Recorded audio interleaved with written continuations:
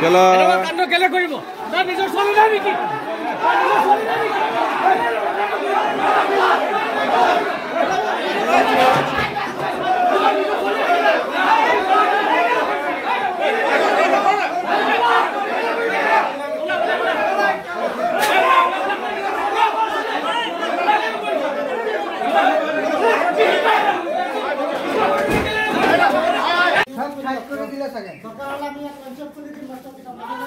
गिलास बोतल এইটা কোনে হুমুৱালে আৰু ক'ত আছে স্কুলৰ দায়িত্বৰ কাৰণে কোনো স্কুলত কোনো আহিব পকাদল গন্ধিয়া হাইস্কুলত আজি যেটো ঘটনা হ'ল আমি স্থায়ী মানে ব্যক্তি হিচাপে আমি নিজকে বহুত লজ্জিত হৈছোঁ কাৰণ এইখন স্কুলত আমি পঢ়া শুনা কৰি যোৱা স্কুল আৰু ইয়াত আমি নিজে এতিয়া বৰ্তমান মই এইখন স্কুলৰ অভিভাৱক হিচাপে মই বহুত দুখ প্ৰকাশ কৰিছোঁ যে আমাৰ ল'ৰা ছোৱালী এনেকুৱা এখন স্কুলত পঢ়াই আছোঁ যিখন স্কুলৰ শিক্ষকসকলক আমি শিক্ষাদান কৰিবলৈ আমাৰ ল'ৰা ছোৱালী পঠিয়াইছোঁ এতিয়া ৰক্ষক যদি ভক্ষক হয় আমাৰ ছাত্ৰসকল আমি সুৰক্ষিত হিচাপে আমি ক'ত পঠিয়াম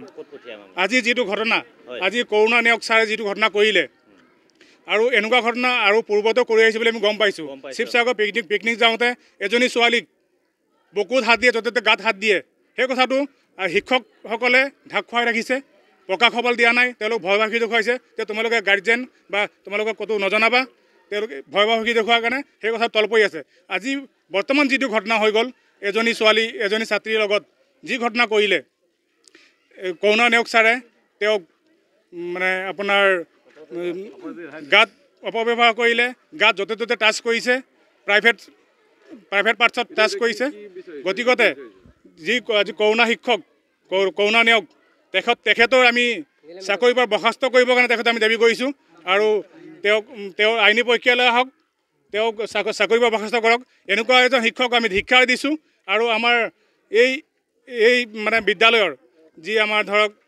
আজি পূৰ্বৰ পৰা বহুত কমপ্লেইন আমি পাই আহিছোঁ যে নিয়মিতভাৱে ক্লাছ নহয় শিক্ষকসকলে স্কুলত মদ পানী কৰে এই অভিযোগ আমি আগৰ পৰা পাই আহিছোঁ আৰু সেই সন্দৰ্ভত আমি আজি এমাহ পূৰ্বে আমি কেইজনমান সচেতন ব্যক্তিয়ে আহি পিনে আমি প্ৰধান শিক্ষকক লগ কৰি আমি কৈছিলোঁ যে অতি সোনকালে আপোনালোকে অভিভাৱক মিটিংখন দিয়ক আমি অভিভাৱকৰ সৈতে আমি যিখিনি আমি অভিযোগ পাইছোঁ আমি এটা সমাধানৰ আলোচনা কৰিম কেনেকৈ আমাৰ স্কুলখন মানে ভাল হয় ল'ৰা ছোৱালীবিলাক পঢ়া শুনাৰ ক্ষেত্ৰত যিটো পিছ পৰি গৈছে তেওঁলোকৰ কাৰণে আমি এটা সিদ্ধান্ত কৰিম গাৰ্জেন মিটিংখন দিয়ক কিন্তু আজিলৈকে কোনো ধৰণৰ গাৰ্জেন মিটিং দিয়া নাই আজি ছমাহ পাৰ হৈ গ'ল আজিলৈকে গাৰ্জেন মিটিং দিয়া নাই গতিকে